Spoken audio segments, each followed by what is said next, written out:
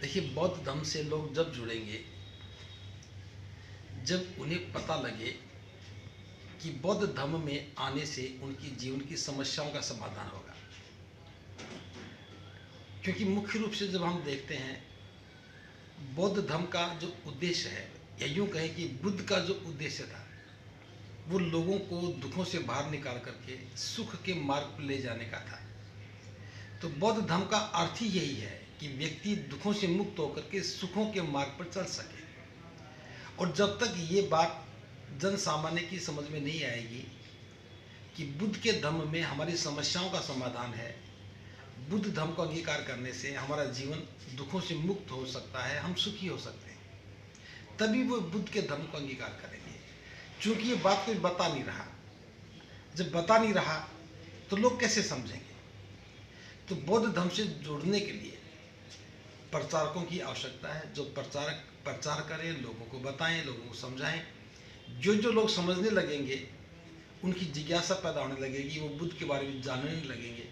और जब बुद्ध के बारे में जानने लगेंगे, अनुभूति के दौर से गुजरेंगे, धम्म जो दूसरी मानसिकता के थे, ब्राह्मणवादी मानसिकता के थे, वो भिक्षु बन गए।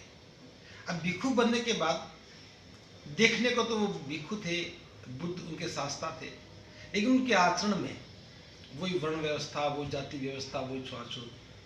तो इस कारण से भी लोगों का झुकाव भिक्षुओं की ओर कम होने लगा। बाबा साहब डॉक्टर अम्बेडकर ने इस बात का जिक्र किया है कि इस प्रतिक्रांति के दौर में जब भिक्षु कम हो गए या नष्ट खत्म हो गए, या यूँ कहें कि वो बाहर चले गए, कुछ बदल गए, कुछ सन्यासी बन गए, जो भी रूपांतरण हुआ, तो उसके बाद एक वैक्यूम क्रिएट हुआ। भिक्षु ही संस्कार करवाने लग गए थे, क्योंकि जो मनुवादी सिस्टम से भिक्षु बना, उसकी आजीविका तो संस्कारों से चलती थी, तो उसने यहाँ भी संस्कार शुरू कर दिया, तो भिक्षु संस्कार करवाने लगा। जब भिक्षु खत्म हो गए तो संस्कार कौन करवाए, इसलिए उन्होंने उन लोगों को स्वीकार कर लिया जो वर्ण व्यवस्था के समर्थक थे। इस प्रकार से ब्राह्मणवादी विचार दोबारा से उगने लगा, लोगों की आवश्यकता के अनुसार उसको जगह मिलने लगी। और धीरे धीरे जो बौद्ध लोग थे, वो संस्कारों से अबोध हो गए, और संस्कारों से अबोध हो गए तब उनके सामने जो आया उसको स्वीकार कर लिया। तो ये बहुत लंबे समय तक चला, इससे हम भूल गए कि हम बौद्ध थे। हम कोई अचानक धर्म से बाहर नहीं निकले, ये पूरा एक षड्यंत्र, पूरी एक व्यवस्था, एक प्रतिक्रांति का दौर चला है। लेकिन अब बाबा साहब डॉक्टर अम्बेडकर ने उस बात को दोबारा से हमें बताया, समझाया, तो बड़े पैमाने पर लोग आज बुद्ध की बात करते हैं, बुद्ध पर चर्चा करते हैं, दीक्षा लेते हैं, धर्म को स्वीकार करते हैं, और आज बहुत बड़े पैमाने पर भिक्षु भी बने हैं और भिक्षु धर्म को दोबारा स्थापित कर रहे हैं। भारत के छोड़ दे तो भारत के अलावा 70 से 80 कंट्री बौद्ध धर्म अपनाकर काफ़ी विकसित हो चुके हैं, लेकिन भारत इतना पीछे क्यों है? देखिए, उन देशों को आवश्यकता थी एक अच्छे मार्ग की, जहां वो अपने जीवन को सुंदर बना सके, श्रेष्ठ बना सके। उनकी खोज जीवन को श्रेष्ठ बनाने की थी। उन्हें बुद्ध मिल गए, जो भी भिक्षु यहाँ से बाहर गए, उन्होंने बुद्ध की शिक्षाएं बताई, तो उन्होंने स्वीकार कर लिया, क्योंकि उनका मकसद जीवन को श्रेष्ठ बनाना था। इसे पूरा देश ही बदल गया। हमारे यहाँ पर जिन लोगों की जरूरत थी कि जीवन श्रेष्ठ बन जाए, उनके सामने मार्गदर्शक अलग थे। उन्होंने गुमराह किया कि जीवन को सुखी बनाना है तो ईश्वर को खुश करो, ईश्वर खुश होगा तो तुम सुखी होगे। तो यहाँ इस विचारधारा ने एक ऐसा वातावरण निर्मित कर दिया कि ईश्वर की आराधना करो, स्तुति करो, ईश्वर खुश होगा तो तुम्हें सुख मिलेगा। तो यह डायरेक्शन ही बदल गई। विदेश में ऐसे लोग नहीं थे जो दिशा बदलने वाले थे। विदेश के लोग अपना कल्याण चाहते थे, इसलिए बुद्ध को स्वीकार कर लिया। यह जाति व्यवस्था, वर्ण व्यवस्था एक दीवार है जो लोगों को कल्याण से नहीं, अपने स्वार्थ से जोड़ के रखती है। यानी आप मानते हैं कि जाति वर्ण व्यवस्था के चलते बौद्ध धर्म का पतन हुआ है? देखिए, जाति वर्ण व्यवस्था ही है जो बौद्ध धर्म को नष्ट करने का काम करती है। और आज भी मैं तो आगाह कर रहा हूँ, जो लोग बौद्ध बन रहे हैं और बौद्ध बनने के बाद जाति को छोड़ नहीं रहे हैं, थोड़े दिन के बाद क्या होगा, बौद्ध में और अबौद्ध में कोई अंतर नहीं होगा।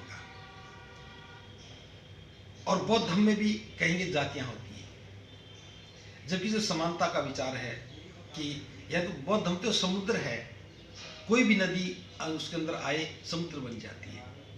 तो बौद्ध धर्म का स्वरूप ही अलग है। अगर जाति लेकर के बौद्ध धर्म में आएंगे तो फिर धर्म में और अधर्म में कोई अंतर नहीं होगा। तो मैं तो ये कहना चाहूँगा, निसंदेह जाति एक रोग है। इसी रोग ने बुद्धिज्म को नष्ट करने में महत्वपूर्ण भूमिका निभाई। आज भी अगर कोई बौद्ध बन करके जाति को बचा कर रखता है, गोत्र को बचा कर रखता है, तो वो उतना ही दोषी है जितना उस समय में ब्राह्मण ने बौद्ध धर्म को खत्म करने का काम किया। नहीं, अब गोत्र की बात कर, गोत्र तो उनका एक इतिहास है ना, आप उनको ख़त्म करने की बात कर रहे हैं। ये इतिहास की बात नहीं है। गोत्र में क्या इतिहास है? गोत्र में क्या इतिहास है और उस इतिहास की वैल्यू क्या है? ये उनको पूर्वज को याद दिलाता है ना। तो पूर्वज हम भारत के लोग हैं, ये क्या छोटी बात है क्या? मुझे आज से चौथी पीढ़ी का नहीं पता, किसी को पता 5वीं पीढ़ी कौन थी, तो क्या इतिहास हो गया? इसका इतिहास से संबंध नहीं है, इसका संबंध जाति व्यवस्था से है। कोई व्यक्ति अपने गांव का नाम याद रखता है, क्या ये इतिहास नहीं है? कोई अपने राज्य का नाम याद रखता है, क्या इतिहास नहीं है? हम भारत के लोग हैं, क्या इतिहास नहीं है? भारत के अंदर गांव, ये तो पहचान हो गई। उसके अंदर क्या ढूंढ रहे हैं? यही तो रोग है।